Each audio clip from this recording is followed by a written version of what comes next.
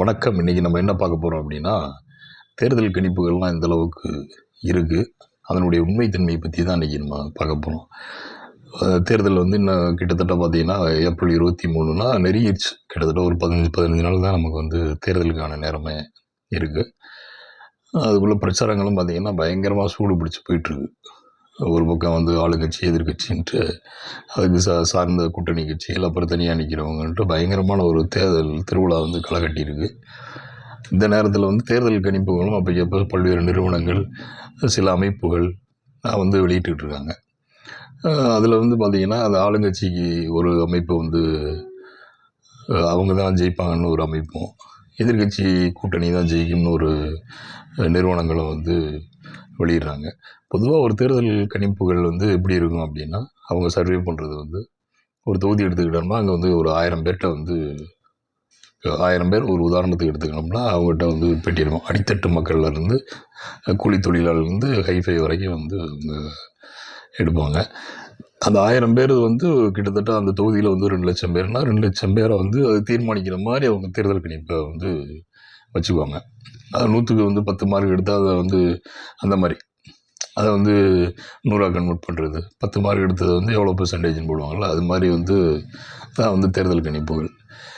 இது வரைக்கும் நடந்த தேர்தல் கணிப்புகளை பொறுத்த மட்டும் ஒரு சில தேர்தல் கணிப்புகள் வந்து சரியாக வந்திருக்கு. சில பெரும்பாலான கணிப்புகள், அதாவது பெரும்பாலான கணிப்புகள் வந்து எல்லாமே வந்து தோல்வியில் தான் முடிஞ்சிருக்கு. அந்த தேர்தல் கணிப்புகள் ஏன் வந்து இந்த நிறுவனங்கள் விடுறாங்க அப்படின்னா, இப்போ வந்து அந்த மாதிரி தேர்தல் சம்பந்தமான டைம் அப்படின்றதுனால இதுக்கே பல நிறுவனங்கள் வந்து வேலை பார்த்துட்ருக்காங்க. அங்கே அவங்க வந்து கட்சிகளை வந்து அணுகிறது, கட்சியில் வந்து அந்த நிறுவனங்களை அணுகிறது.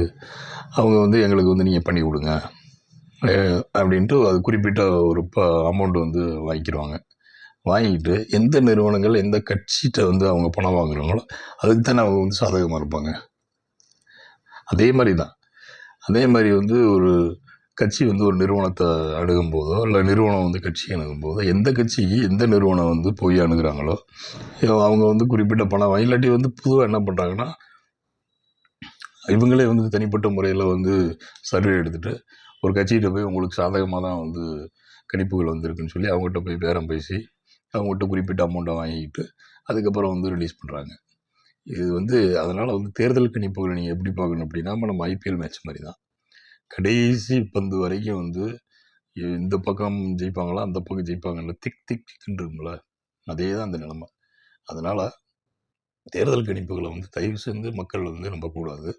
நம்பாமல் இருக்கிறது எல்லாத்துக்குமே வந்து நல்லது. ஏன்னா அது வந்து பெரும்பாலான வந்து ஃபோர்ஜரியாக தான் இருக்குது. அதனால் வந்து சொல்கிறோம்.